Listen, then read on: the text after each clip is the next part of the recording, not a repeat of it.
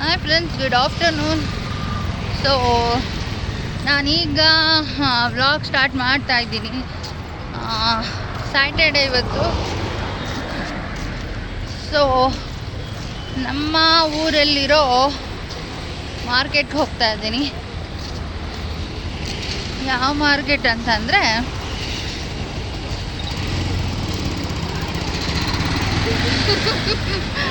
Mutton market. So ವರ್ಷ ದುಡುಕು ನೆನ್ನೆ ಶುಕ್ರವಾರ. ಸೊ ಶುಕ್ರವಾರ ಸ್ವಲ್ಪ ಜನ ತಿಂದಿರಲ್ಲ. ಸೊ ಇವತ್ತು ನಾಳೆ ಹಾಲಿಡೇಸ್ ಇದೆ, ಹಾಗೆ ವರ್ಷದ ದುಡುಕು ಬೇರೆ ಇದೆ. ಕೇಳಬೇಕಾ, ಎಲ್ಲರ ಮನೇಲೂ ನಾನ್ ವೆಜ್. ಸೊ ನಮ್ಮ ಮನೆಯಲ್ಲೂ ಹಾಗೆ. ಸೊ ನಾನ್ ವೆಜ್ ಮಾಡೋಣ ಅಂತ. ನಾನು ಫಾಸ್ಟಿಂಗ್ ಇದ್ದೀನಿ, ಬಟ್ ಸಂಜೆ ತಿಂತೀನಿ. ನಾನು ಸಂಜೆನೂ ತಿನ್ನಲ್ಲ. ಇವ್ರು ತಿಂತಾರೆ. ಇವರು ತಿನ್ನೋಕ್ಕೋಸ್ಕರನೇ ಮಾಡು ಅಂತಲೇ ಮಾರ್ಕೆಟಿಗೆ ಕರ್ಕೊಂಬಂದಿದ್ದಾರೆ. ಈ ಮಾರ್ಕೆಟ್ಗೆ ಹೋಗ್ತಾ ಇದ್ದೀವಿ. ಸೊ ನಾನು ಇವತ್ತು ಏನೆಲ್ಲ ಮಟನ್ ಪರ್ಚೇಸ್ ಮಾಡ್ತೀನಿ.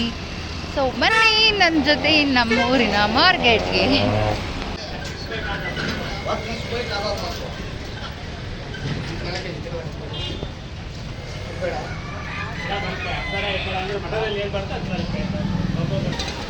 ಓಕೆ ಫ್ರೆಂಡ್ಸ್, ಅಲ್ಲಿ ನಾನು 2 kg ಮಟನ್ ಆರ್ಡ್ರ್ ಮಾಡಿಬಿಟ್ಟಿದ್ದೀನಿ. ಕಂದ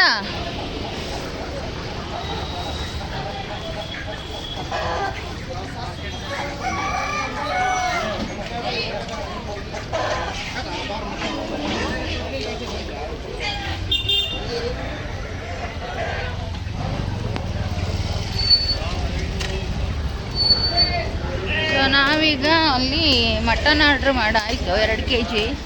ಸ್ವಲ್ಪ ತುಂಬ ರಶ್ ಇದ್ದಾರೆ, ಜನ ಕಟ್ ಮಾಡ್ತಾರೆ. ಸೊ ಅಲ್ಲಿವರೆಗೆ ಇಲ್ಲಿ ಈಗ ನಮಗೆ ತಲೆಕಾಲು ಬೇಕು. ಸೊ ತಲೆಕಾಲು ಹುಡ್ಕೊಂಡು ಹೋಗ್ತಾ ಇದ್ದೀನಿ ನಮ್ಮ ಮಾರ್ಕೆಟಲ್ಲಿ. ನೋಡೋಣ ಎಲ್ಲಿ ಸಿಗುತ್ತೆ ಅಂತ.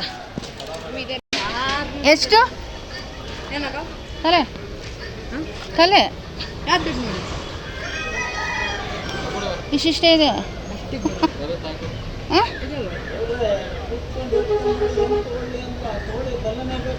ಎಷ್ಟು ಎಷ್ಟು ತಲೆ ಪ್ಲಸ್ ಕಾಲು ಸೈಜ್ ಇದ್ದಂಗೆ. ಹೌದಾ? ನಿಮಗೆ ಆಡಿದ್ಬೇಕಾ, ಕುರಿದ್ಬೇಕಾ? ಇದು ಆಡ ಕುರಿನಾ? ಟಗ್ರು ಕಟ್ ಮಾಡಿಕೊಡ್ತೀರಾ? ಹಾಂ, ಕಟ್ ಮಾಡಿಕೊಡ್ತೀರಾ? ಇದಿಷ್ಟುನಾ? ಇದಿಷ್ಟುನಾ? ಇದಿಷ್ಟುನಾ? ಹಾಂ, ಎಷ್ಟು?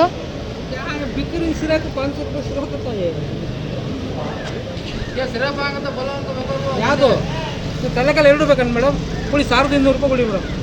ಏನು ಅಷ್ಟೊಂದು ಹೇಳ್ತೀರಾ? ಏನು 4 ತಲೆ ಆಗಬೇಕು, 1 ತಲೆ 4 ಕಾಲು ನೋಡಿ. 1200 ರೂಪಾಯಿ ಕೊಡಿ. ಕಮ್ಮಿ ಮಾಡಿ ಕೊಡಿ, 50 ರೂಪಾಯಿ ಕಡಿಮೆ ಕೊಡಿ. 1000 ರೂಪಾಯಿ ಅಂತ ಹೇಳಿ. ಇಲ್ಲ ಓಪಿ ರಕ್ಲೇ ನೀ. ಯುಗಾದಿ ಹಬ್ಬದ ಟೈಮಲ್ಲಿ ಮಾರ್ಕೆಟು ತುಂಬ ರಶ್ ಇರುತ್ತೆ. ಮತ್ತು ಈ ತಲೆಕಾಲು ತಿನ್ನೋದಕ್ಕೆ ಜನ ಇಷ್ಟೊಂದು ಜನ ಇರ್ತಾರೆ ಅನ್ನೋ ಐಡಿಯಾ ನನಗಿರಲಿಲ್ಲ. ಸೊ ಮಾರ್ಕೆಟ್ಗೆ ಹೋಗ್ಬಿಟ್ಟೆ. ಸೊ ಅದನ್ನು ತಗೊಂಡ್ಮೇಲೆ, ಈ ತಲೆಕಾಲೆಲ್ಲ ತಗೊಂಡ್ಮೇಲೆ ಅದನ್ನು ಸೀಸಿ ಕ್ಲೀನ್ ಮಾಡಿಸ್ಕೊಂಡು ಕಟ್ ಮಾಡಿಸ್ಕೊಂಡು ಬರಬೇಕಲ್ಲ. ಅಲ್ಲಿ ಒಂದೊಂದು ಥರ ಪಾರ್ಟ್ ಮಾಡಿದರು. ಸುಡೋದೊಂದು ಕಡೆ, ಕ್ಲೀನ್ ಮಾಡೋದೊಂದು ಕಡೆ, ಕಟ್ ಮಾಡೋದೊಂದು ಕಡೆ ಅಂತ 3 ಕ್ಯೂ ನಿಂತು ಅದನ್ನೆಲ್ಲ ರೆಡಿ ಮಾಡಿಸ್ಕೊಂಡು ಬರಬೇಕಿತ್ತು. ಸೊ ನನಗೆ ಈ ಐಡಿಯಾಸ್ ನನಗಿರಲಿಲ್ಲ, ನನಗೆ ಗೊತ್ತೂ ಇರಲಿಲ್ಲ. ನಿಜವಾಗ್ಲೂ ಸುಸ್ತಾಗಿ ಟಯರ್ಡಾಗಿ ಮನೆಗೆ ಬಂದ್ವಿ. ತಲೆ ಸುಡೋ ಜಾಗದಲ್ಲಿ ನಮ್ಮ ಕಿಡಿ ಬಿದ್ದು ನಮ್ಮ ಏಂಜಲ್ ಬಟ್ಟೆ ಬೇರೆ ಸುಟ್ಟೋಯ್ತು.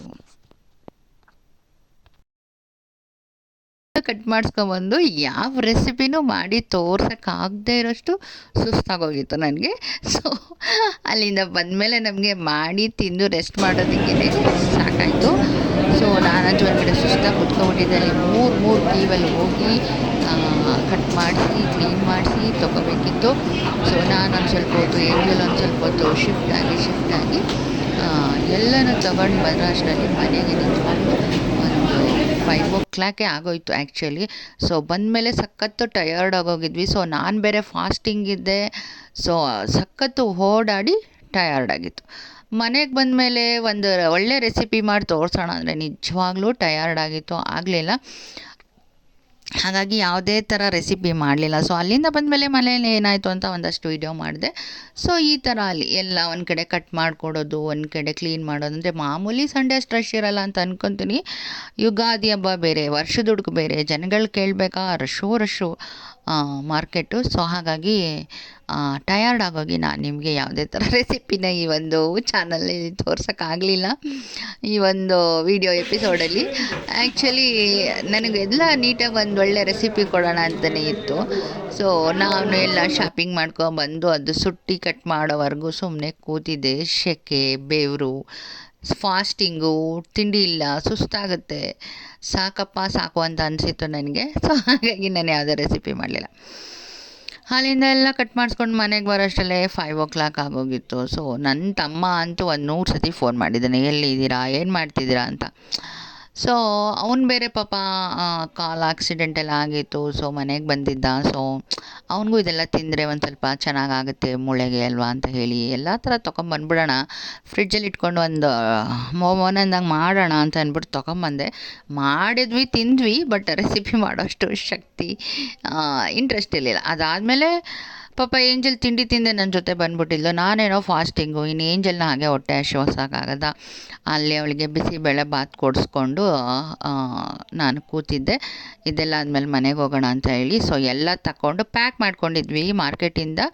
ಸೊ ಏಂಜಲ್ದು ತಿಂಡಿ ಎಲ್ಲ ತಿಂದಾದ್ಮೇಲೆ ಹೋಗೋಣ ಅಂತ ಹೇಳಿ ಅವಳಿಗೆ ತಿಂಡಿ ಕೊಡಿಸ್ದೆ, ಯಾಕಂದರೆ ಸುಸ್ತಾಗ್ಬಿಡ್ತಾಳೆ, ತುಂಬ ಟಯರ್ಡ್ ಆಗೋಗಿತ್ತು ಅಂತ ಹೇಳಿ ಅವಳಿಗೆ ತಿಂಡಿ ಮಾಡಿಸ್ತಾ ಇದ್ದೀನಿ. ಇಷ್ಟೆಲ್ಲ ಆಗೋಯ್ತು ಈ ಯುಗಾದಿ ಹಬ್ಬದಲ್ಲಿ. ಸೊ ಅಂದ್ಕೊಂಡಿದ್ದೊಂದು ಆಗೋದೊಂದು ಅಂತಾರಲ್ಲ, ಅದು ನಿಜ ಆಗೋಯ್ತು. ಏನೋ ಅಂದ್ಕೊಂಡು ಮಾರ್ಕೆಟ್ಗೆ ಹೋದೆ, ಏನೋ ಆಗೋಯ್ತು, ಸುಸ್ತಾಗಿ ನಿಮಗೆ ನಾನು ರೆಸಿಪಿನ ಮಾಡೋಕ್ಕಾಗಲಿಲ್ಲ. ಮನೆಗೆ ಬಂದಾಗ ಒಂದಷ್ಟು ರೆಡಿ ಮಾಡ್ಕೊಂಡಿದ್ದು, ಒಂದಷ್ಟು ಮಾಡಿದ್ದಷ್ಟೇ ವೀಡಿಯೋಸ್ ಮಾಡೋಕ್ಕಾಗಿದ್ದು. ಆಮೇಲೆ ನಂಗೆ ಟಯರ್ಡ್ ಆಗೋಯ್ತು. ಸೊ ಮಾಡಬೇಕಿತ್ತು. ಏನಾಯಿತು ಅಂದರೆ ಈ ತಲೆಕಾಲೆಲ್ಲ ಬೇಯಿಸೋದಕ್ಕೆ ದೊಡ್ಡ ಸ್ಟವ್ ಬೇಕು, ದೊಡ್ಡ ಕುಕ್ಕರ್ ಬೇಕು. ಸೊ ಅದು ಬೇರೆ ರೆಡಿ ಮಾಡ್ಕೋಬೇಕಿತ್ತು, ಅದ್ರ ಮೇಲೆ ಬೇಯಿಸ್ಬೇಕಿತ್ತು. ಆಮೇಲೆ ಎಷ್ಟು ವಿಶಿಲ್ ಹಾಕ್ಸ್ತಿದ್ರು ಬೇಯ್ತಿಲ್ಲ. ನನ್ನ ತಮ್ಮ ಒಂದು 5 ವಿಶಿಲ್ ಹಾಕೋದು, ತೆಗಿಯೋದು, ಟೇಸ್ಟ್ ಮಾಡೋದು, ಮತ್ತು ಇನ್ನೊಂದು 5 ವಿಶಿಲ್ ಹಾಕೋದು, ತೆಗಿಯೋದು, ಟೇಸ್ಟ್ ಮಾಡೋದು, ಈ ಥರದಲ್ಲಿ ಕಾಲ ಆಗೋಯ್ತು. ಹಾಗಾಗಿ ನನಗೆ ರೆಸಿಪಿ ಮಾಡೋಕ್ಕಾಗಲಿಲ್ಲ. ಇದೊಂಥರ ನೆನಪು ಯುಗಾದಿ ಹಬ್ಬ. ಸೊ ಆ ಥರ ಆಗೋಯ್ತು. ಸೊ ನನ್ನ ತಮ್ಮ ಬಂದಿದ್ದು ಒಂದಷ್ಟು ವೀಡಿಯೋ ಮಾಡೋಣ ಅಂತಂದರೆ ಅದೂ ಆಗಲಿಲ್ಲ ಮನೆಯಲ್ಲಿ. ಸೊ ಅಂದ್ಕೊಳ್ಳೋದೇ ಒಂದು, ಆಗೋದೇ ಒಂದಲ್ವ. ಸೊ ಹಾಗಾಗಿ ಆಗಲಿಲ್ಲ. ಆಗೋಷ್ಟು ವೀಡಿಯೋ ಮಾಡಿದ್ದೀನಲ್ಲ ಅಂತ ಹೇಳಿ ನಿಮಗೆ ಲೇಟಾಗಿ ವೀಡಿಯೋ ತಲುಪಿಸ್ತಿದ್ದೀನಿ. ಸೊ ಈ ವಿಡಿಯೋ ನಾನು ಶೇರ್ ಮಾಡ್ಕೋಬೇಕೋ ಬೇಡವೋ ಅಂತ ಯೋಚನೆ ಮಾಡ್ತಿದ್ದೆ. ಕೊನೆಗೆ ಮಾಡೇ ತೋರಿಸೋಣ, ಹೇಳಿರೋದು ಹೇಳ್ಬಿಡೋಣ ಅಂತ ಅನ್ನಿಸ್ತು. ಹಾಗಾಗಿ ಸೊ ಅಲ್ಲಿ ಟಿಫನ್ ಇತ್ತು, ಅಂದರೆ ಮಾರ್ಕೆಟ್ ಪಕ್ಕದಲ್ಲಿ ಒಂದು ಸಣ್ಣ ಹೋಟೆಲ್ ಇತ್ತು, ಅಲ್ಲಿ ಏಂಜಲ್ಗೆ ಟಿಫನ್ ಮಾಡಿಸ್ತಾ ಇದ್ದೀನಿ. ಮನೆಗೆ ಬಂದಮೇಲೆ ಮಸಾಲೆಗಳೆಲ್ಲ ರೆಡಿ ಮಾಡಿಕೊಂಡು ಮಾಡಿದ್ದಾಯಿತು. ಸೊ ನಿಮಗೆ ನೀಟಾಗಿ ಹೇಳೋಕ್ಕೂ ಆಗೋಲ್ಲ, ರೆಸಿಪಿನ ಈ ಥರ ಮಾಡ್ತಿದ್ದೀನಿ ಅಂತ ಹೇಳೋಕ್ಕೂ ಆಗೋಲ್ಲ. ಅಡುಗೆ ಮಾಡಿ ಊಟ ಮಾಡಿ ತಿಂದರೆ ಸಾಕಾಗಿತ್ತು. ಸೊ ರೆಡಿ ಮಾಡ್ಕೋತಾ ಇದ್ದೀನಿ, ಅಡುಗೆ ಮಾಡ್ತಾಯಿದ್ದೀನಿ. ಅಂತೂ ಇಂತೂ ಯುಗಾದಿ ಹಬ್ಬಕ್ಕೆ ಎಲ್ಲನೂ ರೆಡಿ, ಅಂದರೆ ಯುಗಾದಿ ಹಬ್ಬದ್ದು ವರ್ಷದ ಹುಡುಕನ ಮನೆ ಜನಗಳಿಗೆ ಚೆನ್ನಾಗಿ ಮಾಡಿಕೊಟ್ಟೆ. ಬಟ್ ಒಂದಷ್ಟು ವೀಡಿಯೋ ಮಾಡಿಕೊಂಡು ನಿಮಗೆ ಶೇರ್ ಮಾಡೋಕ್ಕಾಗಲಿಲ್ಲ. ತರೋದೇ ಇಷ್ಟೊಂದು ದೊಡ್ಡ ಹಗರಣ ಆಗೋಯ್ತು. ಹಗರಣ ಅಂತ ಇದ್ದೀನಿ, ತರೋದೇ ಇದೊಂದಿಷ್ಟು ದೊಡ್ಡ ವಿಷಯ ಆಗೋಯ್ತು. ಇನ್ನೆಲ್ಲಿ ರೆಸಿಪಿ ಮಾಡಿ ತೋರಿಸೋದು. ಸೊ ಅದಾದಮೇಲೆ ನಾನು ಆಫೀಸಲ್ಲಿ ಬ್ಯುಸಿ ಅಂದ್ಬಿಟ್ಟು ಹೇಳಿ ನಿಮಗೆ ರೆಸಿಪಿ ಕಟ್.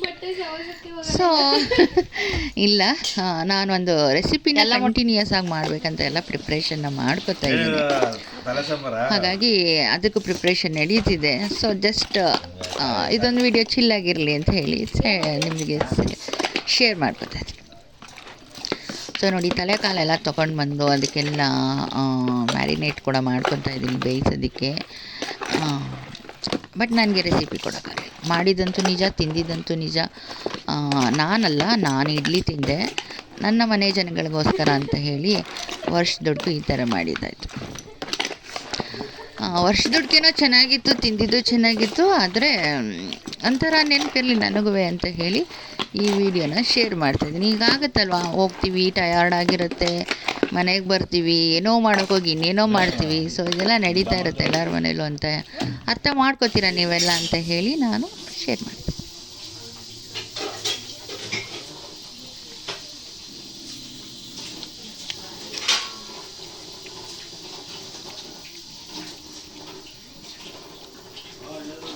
ನೀನು ಏನ್ ಮಾಡ್ತಿದ್ಯಾ?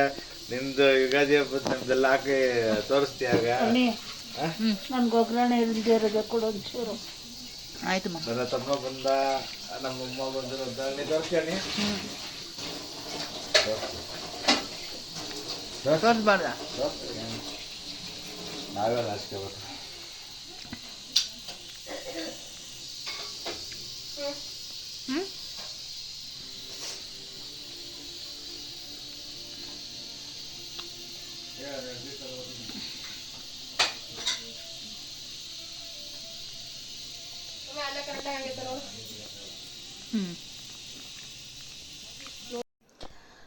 ಸೊ ನಾನು ಫಾಸ್ಟಿಂಗ್ ಇದ್ದೆ ಅಂತ ಹೇಳಿ ಬೆಳಿಗ್ಗೆನೇ ಮನೆಯಲ್ಲಿ ರವೆ ಇಡ್ಲಿ ಮತ್ತು ಚಟ್ನಿ ಎಲ್ಲ ಹೋಟೆಲಿಂದ ಪಾರ್ಸಲ್ ತಂದಿದ್ವಿ. ಸೊ ನನ್ನ ತಮ್ಮ ತಿಂದೇ ಇರಲಿಲ್ಲ. ಸೊ ನಾನು ತಿನ್ನಲ್ವಲ್ಲ ಅಂತೇಳಿ ನಾನು ತಿನ್ನೋಕ್ಕೆ ಸ್ಟಾರ್ಟ್ ಮಾಡಿದೆ. ಸೊ ನನ್ನ ಮಗಳು ಬೇಯಿಸೋದ್ರಲ್ಲಿ ಫುಲ್ ಬ್ಯುಸಿ ಆಗಿಬಿಟ್ಟಿದ್ಲು.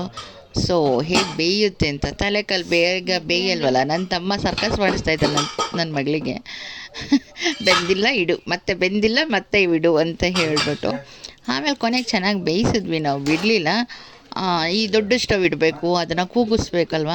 ಸೊ ಪ್ರೋಸೆಸ್ ಜಾಸ್ತಿ ಇತ್ತು, ಹಾಗಾಗಿ ನನಗೆ ವೀಡಿಯೋ ಕಷ್ಟ ಆಗುತ್ತೆ, ನನಗೆ ಟಯರ್ಡ್ ಆಗಿಬಿಟ್ಟಿತ್ತು ಅಂತೇಳಿ ಅಲ್ಪ ಸ್ವಲ್ಪ ವೀಡಿಯೋನ ನಾನು ನಿಮಗೆ ತಲುಪಿಸ್ತಾ ಇದ್ದೀನಿ. ಓಕೆ ಫ್ರೆಂಡ್ಸು, ಈ ಥರನೂ ಆಗುತ್ತೆ ಒಂದೊಂದು ಟೈಮು. ನಾವು ಅಂದ್ಕೊಂಡಾಗೆ ಎಲ್ಲನೂ ಮಾಡಿಬಿಡ್ತೀವಿ ಅಂತ ಹೇಳೋಕ್ಕೂ ಆಗಲ್ಲ. ಸೊ ಹೇಗಾಗುತ್ತೋ ಹಾಗೆ ನಾನು ವೀಡಿಯೋನ ಮಾಡಿ ನಾನು ನಿಮ್ಮ ಜೊತೆ ಶೇರ್ ಮಾಡ್ತಾಯಿದ್ದೀನಿ. ಯುಗಾದಿ ಹಬ್ಬದ್ದು ಲೇಟಾಗಿ ಶೇರ್ ಮಾಡ್ತಾಯಿದ್ದೀನಿ.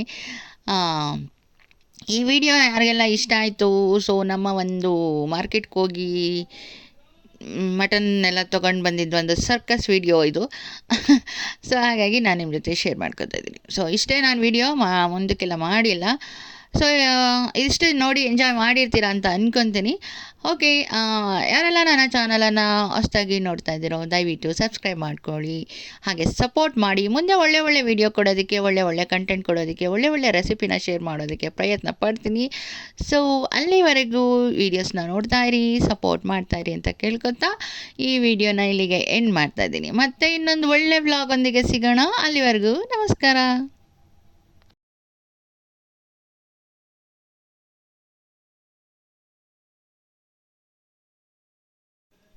ಅಂತೂ ಇಂತೂ ಮಟನ್ ಬಂತು ಈ 12 ಲೀಟರು ಕುಕ್ಕರ್ನಲ್ಲಿ. ನೀರನ್ನು ಸೇರಿಸ್ತಾ ಮಸಾಲೆ ಬೆರೆಸ್ತಾ ನಾವಿಂದು ಮಟನನ್ನು ಬೇಯಿಸಿ ತಿಂದಾಗಲೇ, ಸೂಪ್ ಕುಡಿದಾಗಲೇ ಜೀವನ ಸಾರ್ಥಕ.